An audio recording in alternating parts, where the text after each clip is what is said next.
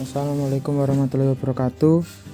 Kami dari kelompok 8 mata kuliah statistik lanjutan akan membahas mengenai materi ANOVA satu arah.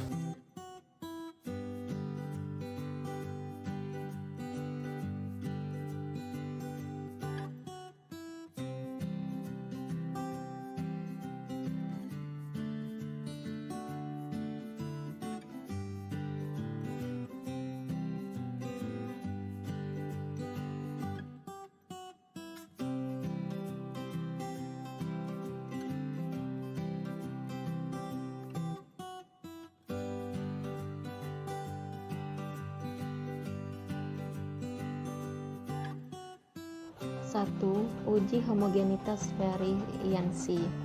Berikut merupakan langkah-langkah menghitung uji homogenitas. Yang pertama ialah mencari variansi atau standar deviasi variabel X dan Y dengan rumus berikut. Dalam rumus telah tertera cara mencari variabel X dan Y. Kemudian yang kedua adalah mencari F hitung dengan dari varian X dan Y dengan rumus F sama dengan S besar per S kecil. Jadi cara mencari F hitung ialah dengan rumus tersebut. Kemudian cara yang ketiga adalah membandingkan F hitung dengan F tabel yang tertera dalam tabel distribusi F berdasarkan dengan syarat-syarat tertentu yang telah ada dalam gambar. Berikut ini merupakan contoh soal dari uji homogenitas variansi, yaitu data tentang hubungan antara penguasaan kosakata atau X dan kemampuan membaca atau Y. Lalu Sebelumnya saya akan memperkenalkan anggota kelompok kami. Yang pertama yaitu Vanita Rahmawati, Vivi Oktaviana, Logika Pradana, Widani Yangayu Devi, dan Sita Ainur Rosidah.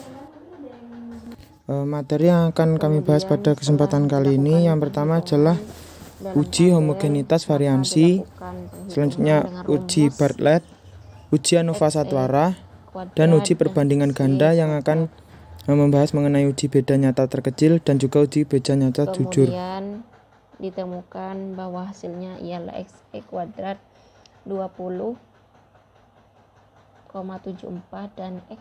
dan SY kuadrat ialah 7,39. Lalu kemudian setelah diketahui kita mencari F hitung S besar per S kecil, yang mana hasilnya ialah 2,81. Kemudian setelah diketahui dari perhitungan di atas diperoleh F hitung dengan 2,81 dan DK pembilang ialah 9 dan DK penyebut ialah 9. Lalu alfanya 0,05 dan F tabelnya 3,18. Sehingga dari hal tersebut hasilnya adalah F hitung kurang dari F tabel. Mengapa? Karena 2,81 kurang dari 3,18. Kemudian dari hal tersebut kita dapat menyimpulkan bahwa variabel X dan Y adalah homogen.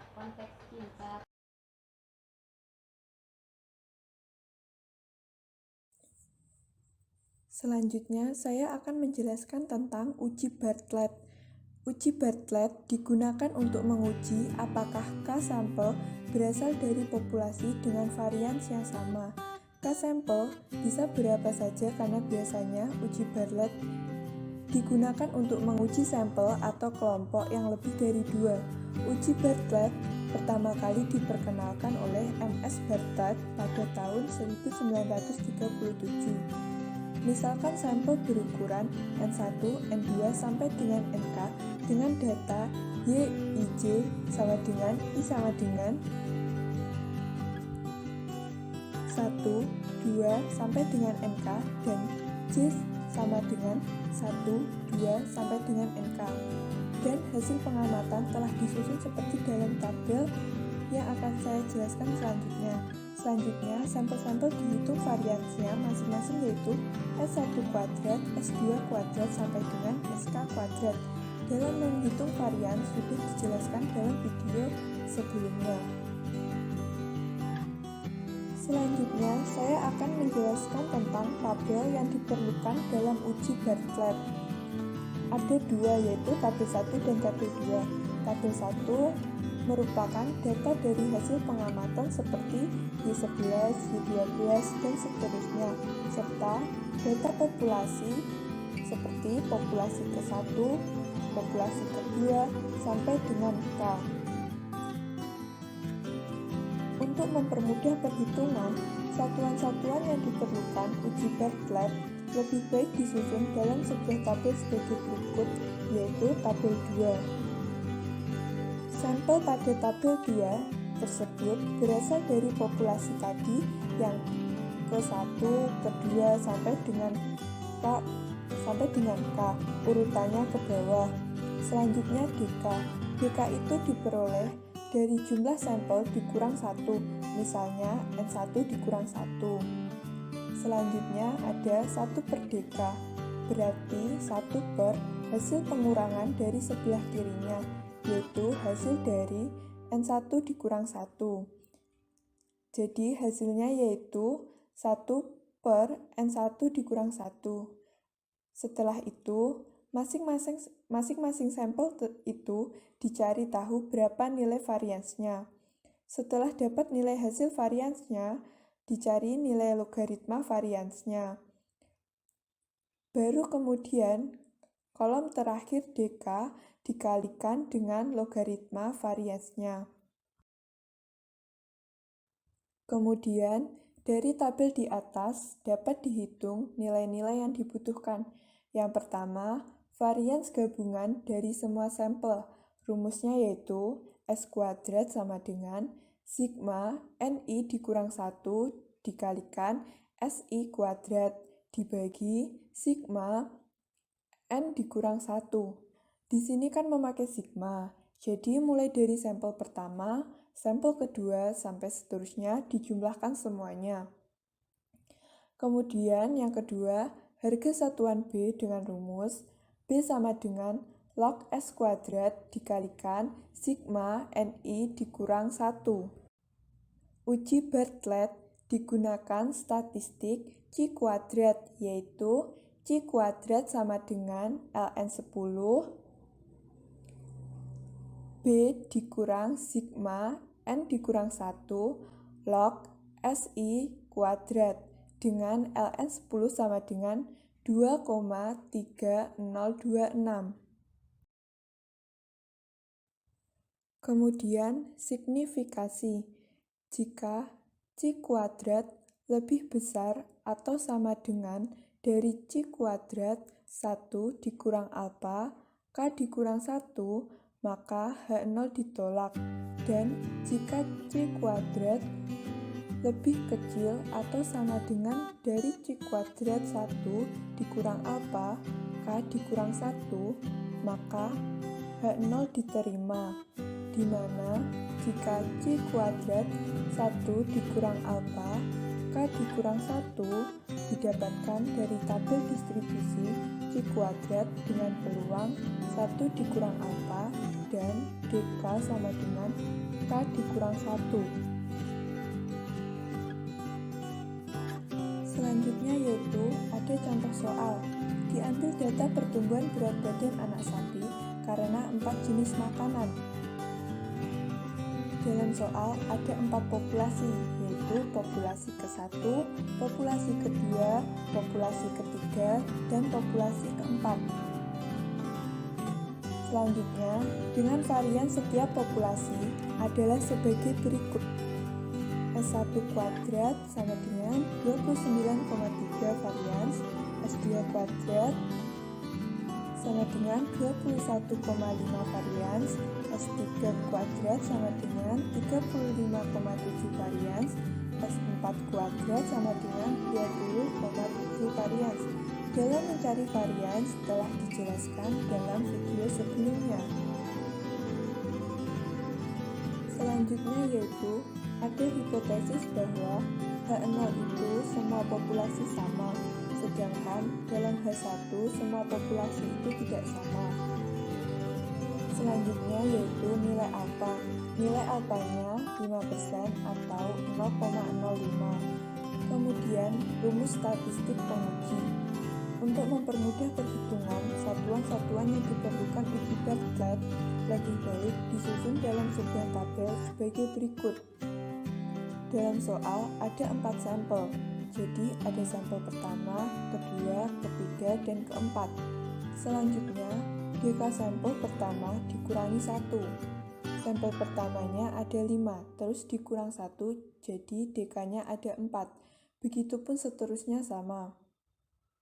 Selanjutnya, 1 per dk, berarti dalam sampel 1 yaitu 1 per 4, dapatlah hasil 0,25.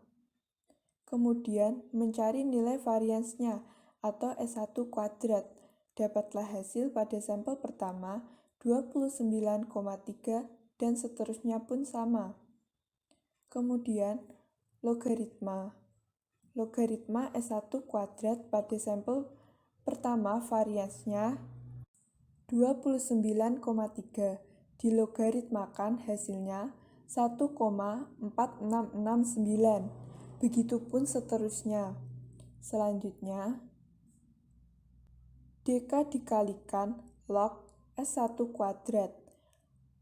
Pada sampel pertama, dk-nya 4, terus dikalikan log S1 kuadratnya yang sebesar 1,4669. Hasilnya yaitu 19,8031. Kemudian hasil dari dk 1 per dk, dan seterusnya itu dijumlahkan. Selanjutnya yaitu mencari varians gabungan dari 4 sampel tersebut, yaitu menggunakan rumus yang telah saya jelaskan di atas, yang S kuadrat sama dengan sigma NI dikurangi 1 dikali SI kuadrat. Jadi, S kuadrat sama dengan 4 dikalikan 29,3. 4 berasal dari jumlah sampel yang pertama, dan 29,3 berasal dari varian sampel yang pertama. Begitupun seterusnya sampai sampel yang keempat. Kemudian dibagi sigma N dikurangi 1, berarti dibagi dengan 4 ditambah 4 ditambah 3 ditambah 3, sehingga dapatlah hasil 26,6. Setelah dapat varians gabungannya, selanjutnya mencari logaritma S kuadratnya. Jadi, logaritma S kuadrat sama dengan log 26,6. Dapatlah hasil 1,4249. Kemudian mencari nilai B-nya. B sama dengan log S kuadrat dikali sigma NI dikurang 1, sehingga log S kuadratnya 1,4249 dikalikan 14. 14 ini berasal dari jumlah keseluruhan dari dk, yaitu 4 ditambah 4 ditambah 3 ditambah 3, hasilnya yaitu 14. Dan hasil dari 1,4249 dikalikan 14 yaitu 19,9486. Sehingga Q kuadrat sama dengan ln 10 B dikurangi sigma N dikurang 1 log S1 kuadrat sama dengan ln 10-nya 2,3026 dikalikan B-nya 19,9486 dikurangi sigma N dikurang 1-nya 19,8031 yang berasal dari tabel di atas, yaitu sehingga dapatlah hasil 0,063. Kemudian nilai tabel jika alfa sama dengan 0,05 dari tabel distribusi Q kuadrat dengan DK sama dengan 3. 3 ini berasal dari seluruh sampel yang ada, yaitu 4, kemudian dikurangi 1. Dapatlah hasil DK sama dengan 3. Maka hasilnya yaitu 7,815 yang berasal dari tabel Q kuadrat berikut ini. Selanjutnya yaitu daerah penolakan dengan menggunakan rumus 0,063 lebih kecil dari 7,815, berarti H0 diterima dan H1 ditolak. Kemudian yang terakhir yaitu kesimpulan. Karena H0 diterima dan H1 ditolak, berarti keempat sampel itu homogen atau sama dengan alfa 0,05. Selanjutnya saya akan menerangkan mengenai ujian ANOVA satu arah. ANOVA satu arah atau One Way Analysis of Variance merupakan jenis statistik uji yang membandingkan variance data rata-rata grup dalam sampel untuk mempertimbangkan hanya satu variabel atau faktor independen. Uji ANOVA merupakan tes berbasis hipotesis yang berarti bahwa uji ini bertujuan untuk mengevaluasi beberapa teori yang saling eksklusif tentang data yang kita miliki. Uji ANOVA satu arah dapat membandingkan 3 atau lebih dari 3 kelompok kategori untuk menentukan apakah ada perbedaan di antara data tersebut. Dalam setiap kelompok harus ada 3 atau lebih pengamatan dan rata-rata sampel yang dibandingkan. Selanjutnya, ini merupakan format data untuk pengujian ANOVA. Yang pertama, pada grup 1 itu terdapat X11, X12, dan pada grup 2 terdapat X21, X22, dan seterusnya. Maksudnya X11 itu merupakan X data ke-1 dari kelompok 1, dan yang grup 2 itu X21 itu artinya X kelompok 2 data ke-1. Untuk yang paling bawah T1, T2, TI ataupun TK itu merupakan total dari kelompok data tersebut. Misalnya T1 itu merupakan total dari kelompok 1 dan T titik-titik adalah total dari seluruh pengamatan kelompok data mulai dari grup 1 sampai grup K. Selanjutnya, uji ANOVA berdasarkan yang pertama hipotesis. H0 yaitu mu1 sama dengan mu2 sama dengan titik-titik sampai mu-K, atau tidak ada perbedaan min dalam kelompok kategori. H1 sedikitnya ada satu min yang berbeda dalam kelompok kategori. Statistik uji tabel ANOVA. Sumber variasi antar kelompok, jumlah kuadrat adalah SSB, derajat bebasnya K-1, rata-rata kuadrat MSB, dan F hitung FH dalam kelompok atau within. Jumlah kuadrat SSW, derajat bebas K dalam kurung N-1, rata-rata kuadrat MSW, dan total jumlah kuadrat SST, derajat bebas NK-1 dengan uraian rumus sebagai berikut. SSB sama dengan 1 per N sigma T1 kuadrat, maksud saya TI kuadrat min T titik-titik kuadrat per NK, dan seterusnya, di mana K merupakan jumlah kelompok kategori dan N jumlah data dalam kelompok kategori. Kaidah keputusan, jika nilai FH kurang dari F tabel maka H0 diterima, dan jika nilai FH lebih dari sama dengan F tabel maka H0 ditolak. Kesimpulannya, jika H0 diterima maka tidak ada perbedaan min dalam kelompok kategori, dan jika H0 ditolak maka ada perbedaan min dalam kelompok kategori. Selanjutnya kita masuk ke contoh soal. Contoh soalnya di sini, misalkan kita ingin mengetahui apakah 3 program persiapan ujian yang berbeda menghasilkan nilai rata-rata yang berbeda pada ujian tertentu atau tidak dengan nilai A sama dengan 5%. Untuk menguji ini, kami merekrut 30 siswa untuk berpartisipasi dalam studi dan membaginya menjadi 3 kelompok. Siswa ini di setiap kelompok secara acak ditugaskan untuk menggunakan salah satu dari 3 program persiapan ujian selama 3 minggu ke depan untuk mempersiapkan ujian. Pada akhir dari 3 minggu, semua siswa mengikuti ujian yang sama. Nilai ujian untuk setiap kelompok ditunjukkan oleh tabel di bawah ini. Di sini terdapat pada grup 1 kelompok 1 itu terdapat 10 data mulai dari 85 sampai 80. Grup 2 mulai dari 91 sampai 96 dan grup 3 mulai dari 79 sampai ke 81. Penyelesaiannya, persoalan di atas dapat diselesaikan dengan langkah yang telah disebutkan pada materi sebelumnya.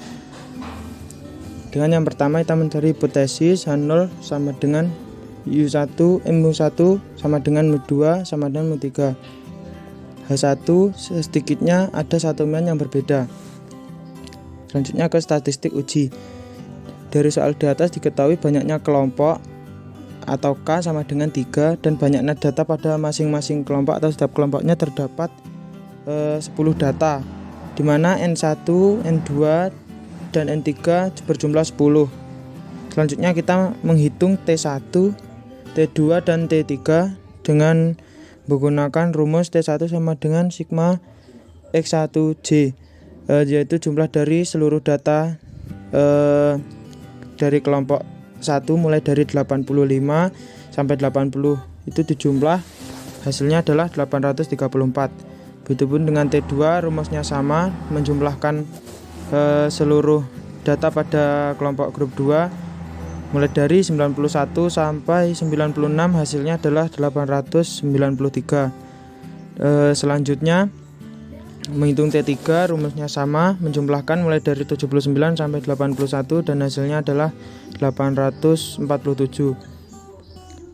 Sehingga dapat ditampilkan pada tabel sebagai berikut. Yang paling bawah itu merupakan hasilnya.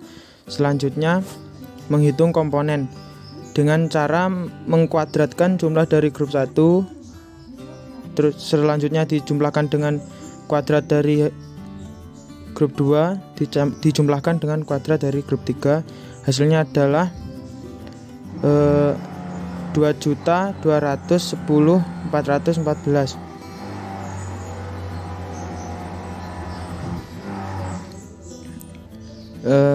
Selanjutnya mencari titik-titik dengan rumus tersebut, yaitu menjumlahkan seluruh data dari data 1 mulai dari 85 ke bawah 91 sampai 96, 79 sampai 81 dijumlahkan semuanya dan hasilnya adalah 2574. Kemudian hasil dari perhitungan komponen-komponen tersebut digunakan untuk menghitung SSB, SSW, dan juga SST. Dengan rumus yang tadi, SSB sama dengan 1/10 dikali 2.210.414 dikurangi 2.574 kuadrat dibagi N-nya tadi 10 dikalikan dengan K atau kelompoknya adalah 3. Hasilnya adalah 192,2. Selanjutnya mencari SST dan rumus yang sama seperti tadi. Hasilnya adalah 1292,8. Untuk mencari SSW kita mengurangi nilai SST dikurangi dengan SSB. Hasilnya adalah 1100,6. Kemudian menghitung MSB dan MSW. MSW NSB dapat dihitung dengan rumus SSB per K-1 sama dengan 192,2 dibagi 3-1 sama dengan 96. Selanjutnya MSW dapat dicari dengan SSW per K dalam kurung N-1 sama dengan 1292,8 dibagi 3 kali dalam kurung 10-1, hasilnya adalah 47,88. Kemudian menghitung FH atau F itu sama dengan menggunakan rumus MSB per MSW sama dengan 96 dibagi 47,88, hasilnya 2,005. Selanjutnya kaidah keputusan. Jika nilai F hitung kurang dari F 0,05 kali dalam kurung 2,27, maka HO diterima. Dan jika nilai F hitung lebih dari sama dengan F 0,05 kali dalam kurung 2,27, maka H0 ditolak. Kesimpulannya, berdasarkan dari hasil perhitungan di atas dapat disimpulkan bahwa FH sama dengan 2,005 dan F 0,05 kali dalam kurung 2,27 sama dengan 0,0514, sehingga FH lebih besar sama dengan F 0,05 kali dalam kurung 2,27, maka H0 ditolak, yang berarti bahwa ada perbedaan men dalam 3 program persiapan ujian.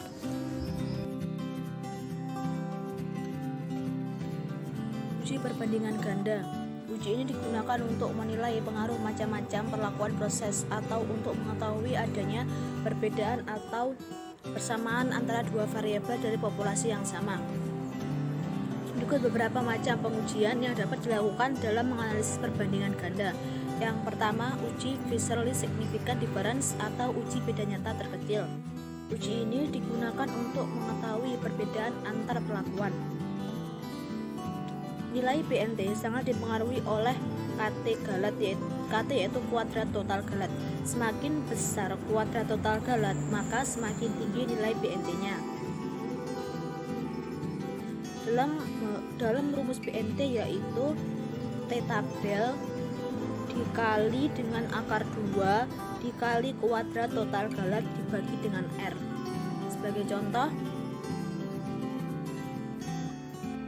di sini kita mencari akar 2 kuadrat total galat dibagi dengan R, yaitu akar 2 dikali 0,53 dibagi 10 sama dengan akar 1,064 dibagi 10 sama dengan akar 0,106 sama dengan 0,326. Di sini diketahui nilai T tabel berdasarkan tabel distribusi T student. Untuk T 0,05 yaitu 2,228, untuk T 0,01 yaitu 3,169. Dalam BNT 5% yaitu berarti 2,228 dikali dengan 0,326 yaitu hasilnya 0,727. Untuk BNT 1%, 3,169 dikali 0,326 sama dengan 1,034. Kemudian selanjutnya kita membuat tabel selisih rata-rata untuk membandingkan nilai tengah di antara semua perlakuan. Jadi di sini nilai BNT 5% yaitu 0,727. Dari tabel terlihat bahwa perbandingan antara P1 0% dengan P2 1% dan antara P3 2% dengan P4 3% menunjukkan nilai selisih nilai tengah 0,052 dan 0,059 lebih kecil dari nilai BNT 5% yaitu 0,727. Hal ini menunjukkan bahwa tidak terdapat perbedaan yang nyata.